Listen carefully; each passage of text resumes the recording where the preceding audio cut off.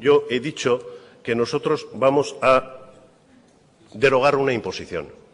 Bien. ¿Por qué? Porque decimos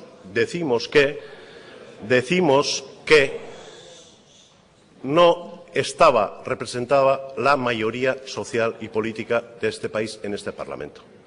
O lo demás, señor Gorka Maneiro y portavoces del Partido Socialista y Partido Popular, ¿por qué regla de tres pasamos de un Parlamento de 75 miembros, el año 2010, que tiene una determinada composición?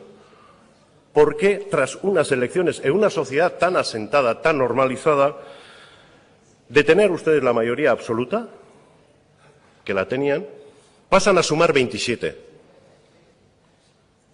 De 39 pasan a sumar 27.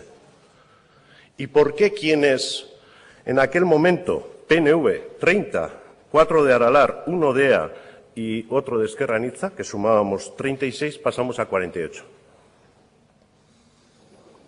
¿Por qué regla de tres? ¿Saben dónde está la diferencia? Que ustedes, con aquella mayoría, desde luego no buscaron el consenso del Partido Nacionalista Vasco, porque el cambio democrático les obligaba a imponer la fecha, legalmente, evidentemente, con los votos necesarios. Pero ¿qué es lo que estaban intentando hacer? Y lo hicieron. Y en la intervención del señor Eguiguren en aquel momento, pues hay argumentación suficiente como para saber exactamente, incluso en opinión del Partido Socialista, qué pensaban del Estatuto. Hablando de las singularidades del Estatuto, eso es una propina añadida que tenéis en vuestro Estatuto. Yo en aquel momento recordaba